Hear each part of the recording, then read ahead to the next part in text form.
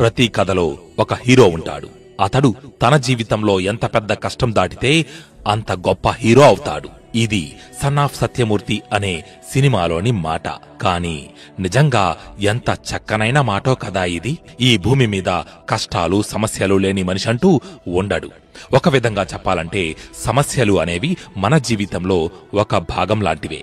అయితే వాటిని మనం ఎంత బాగా హ్యాండిల్ చేస్తున్నాం అన్నదాని మీదనే మన శక్తి సామర్థ్యాలు ఆధారపడి ఉంటాయి. కాబట్టి ఇప్పుడు మనం ఒక సమస్య మన ముందుకు వచ్చినప్పుడు దానిని ఎలా ఎదుర్కోవాలి, ఎలా పరిష్కరించాలి, మన జీవితాన్ని సులభతరంగా ఎలా మార్చుకోవాలి అన్నదాని గూర్చి 10 ముఖ్య సూత్రాలను తెలుసుకుందాం.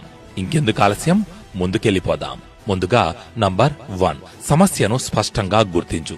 అసలు సమస్యను పరిష్కరించడానికంటే ముందుగా మన సమస్య ఏమిటో స్పష్టంగా తెలుసుకోవాలి. చాలా మంది సమస్యను సరిగ్గా అర్థం చేసుకోకుండానే పరిష్కారాల కోసం పరిగెడతారు. అది సరైన మార్గం కాదు. ఉదాహరణకు, మనకు డబ్బు సమస్య ఉంది అనుకుంటే అది మన ఖర్చుల వలన, లేక ఆదాయం తక్కువగా ఉండటం వలన, లేక వేరే ఏదైనా కారణమా అని ఆలోచించి సమస్య యొక్క మూలాన్ని కనుగొనాలి. ఒక కాగితం తీసుకొని మన సమస్య ఏమిటో వ్రాసుకొని దానిని స్పష్టంగా చూడటం వలన మన మనసు సరైన దిశలో ఆలోచిస్తుంది. అలా మనం సమస్యను గుర్తిస్తే దానిని పరిష్కరించే మార్గంలో మొదటి అడుగు వేసినట్టే. ఇక నంబర్ 2, సానుకూల దృక్పథం కలిగి ఉండాలి. అంటే పాజిటివ్ థింకింగ్ అన్నమాట. సమస్యను మన శత్రువుగా కాకుండా దానిని ఒక సవాలుగా చూడాలి. మన మనసు సానుకూలంగా ఉంటే సృజనాత్మకంగా ఆలోచించగలుగుతాం. మీకు తెలుసా, బల్బుని కనిపెట్టడంలో ఎడిసన్ ఎన్నో వేల సార్లు విఫలమయ్యాడు.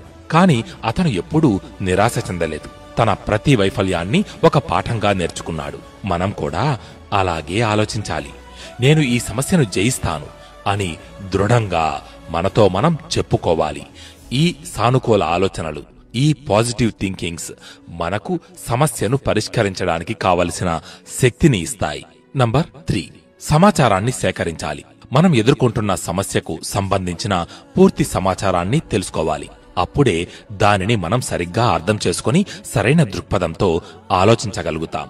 ఉదాహరణకి, మనం ఏదైనా కొత్త వ్యాపారం మొదలు పెట్టాలనుకుంటే ఆ మార్కెట్ గురించి, కస్టమర్స్ గురించి తెలుసుకోవాలి. ఇతరుల అనుభవాలు కూడా ఇందులో మనకు సహాయపడతాయి. మన దగ్గర ఎంత ఎక్కువ సమాచారం ఉంటే అంత సులభంగా మనం సరైన నిర్ణయం తీసుకుంటాం. కాబట్టి సమస్యను ఛేదించే విషయంలో సమాచారమే నీ ఆయుధమని మర్చిపోకు. నంబర్ 4, అనేక పరిష్కారాలను ఆలోచించాలి. మనం ఎప్పుడూ ఒకే పరిష్కారంపై ఆధారపడకూడదు. మన ఇబ్బందుల నుంచి బయటపడడానికి ఎన్ని అవకాశాలు ఉంటే అన్ని అవకాశాలను ఉపయోగించుకోవాలి. మన ఆలోచనలు అన్నిటినీ ఎక్కడైనా వ్రాసుకొని వాటిలో ఏది బాగుంటే దానిని అమలుపరచాలి. ఉదాహరణకు, మనం ఉద్యోగ సమస్యను ఎదుర్కొంటూ ఉంటే ఆ సమస్యను పరిష్కరించడానికి 5 లేదా 10 మార్గాలను ఆలోచించి పెట్టుకోవాలి. ఒక్కో ఆలోచన మనకు ఓ సరికొత్త దృక్పథాన్ని ఇస్తుంది. ఈ పద్ధతి మనలోని సృజనాత్మకతను అనగా క్రియేటివిటీని పెంచడమే కాకుండా ఉత్తమ పరిష్కారాన్ని ఎంచుకునే అవకాశాన్ని ఇస్తుంది. నంబర్ 5, చిన్న అడుగులతో మొదలుపెట్టు. మనం ఎదుర్కొంటున్న సమస్యను బట్టి దానికి ఆలోచించవలసిన పరిష్కారాలు ఉంటాయి. కొన్ని సమస్యలు క్షణంలో సాల్వ్ అయిపోతే కొన్నిటికి రోజులు, నెలలు, సంవత్సరాలు కూడా పట్టొచ్చు. కాని దేనికైనా చిన్న అడుగులతో మొదలు పెట్టడం మంచిది. ఒక్కసారిగా పెద్ద మార్పు తీసుకురావడం కష్టం. మనం మన ఆరోగ్యాన్ని మెరుగుపరుచుకోవాలి అనుకుంటే రోజుకు 10 నిమిషాలు నడవడం మొదలుపెట్టాలి.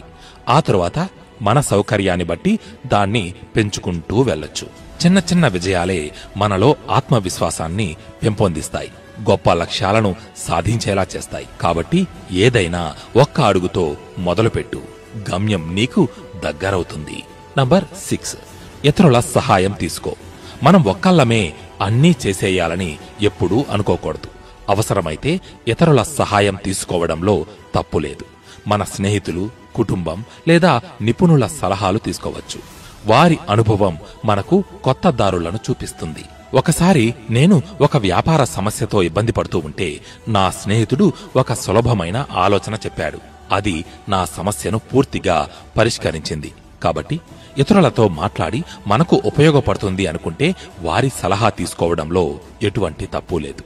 అది మనకు చాలా సహాయపడుతుంది కూడా. ఇక నంబర్ 7, మన నిర్ణయాలను విశ్లేషించడం అంటే అనలైజ్ చేయడం. సమస్యను పరిష్కరించడానికి మనం తీసుకున్న నిర్ణయాలు ఎటువంటి ఫలితాలను ఇస్తాయో కూడా ముందుగానే ఊహించి విశ్లేషించుకోవాలి.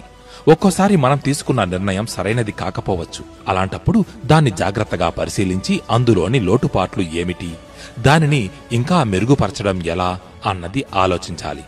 ఈ విశ్లేషణ మనకు నెక్స్ట్ స్టెప్స్ వేయడానికి మార్గాన్ని చూపిస్తుంది. ఒకవేళ పొరపాటున ఫెయిల్ అయినా బాధపడకూడదు. అది ఒక పాఠంగా భావించి ముందుకు సాగిపోవాలి. ఇక నంబర్ 8, సమయాన్ని సద్వినియోగపరుచుకోవడం. సమస్యలను పరిష్కరించడంలో సమయం ఎంతో కీలకమైనది. తొందరపడి నిర్ణయాలు తీసుకోకూడదు. అలాగని మరీ ఆలస్యమూ చెయ్యకూడదు. సరైన సమయంలో సరైన నిర్ణయాలు తీసుకునేవాడే మేధావి. ఉదాహరణకు, మనం ఒక పరీక్షకు ప్రిపేర్ అవుతూ ఉంటే చివరి నిమిషంలో చదవడం కంటే ముందుగానే ఒక ప్రణాళిక వేసుకుని దాని ప్రకారం ప్రిపేర్ అవ్వడం ఉత్తమం.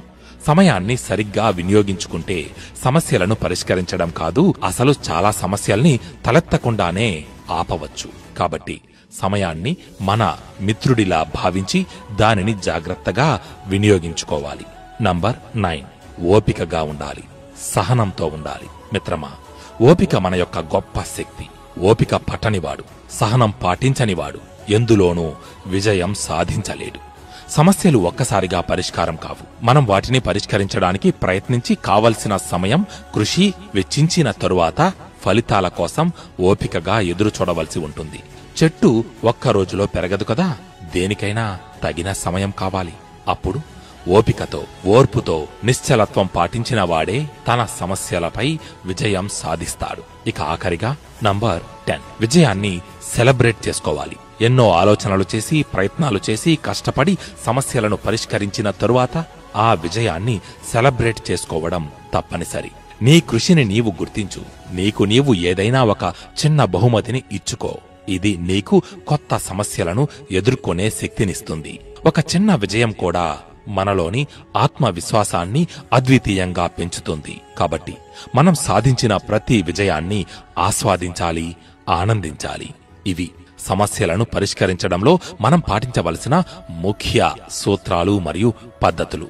మనిషికి బుద్ధి ఉన్నది ఆలోచించడానికే, కాని భయపడడానికి కాదు. ఈ ప్రపంచంలోని ప్రతి సమస్యకి ఏదో ఒక పరిష్కారం ఉండనే ఉంటుంది. సరిగ్గా బుర్ర పెట్టి ఆలోచిస్తే చాలు, ప్రతి పనిలోనూ విజయం మనదే. హాయ్, దిస్ ఇస్ రానా. మీరు వింటున్నది వాయిస్ ఆఫ్ తెలుగు. పాజిటివ్ విషయాల్ని వినండి, తోటి వారితో పంచుకోండి. Don't let negativity in your life at all.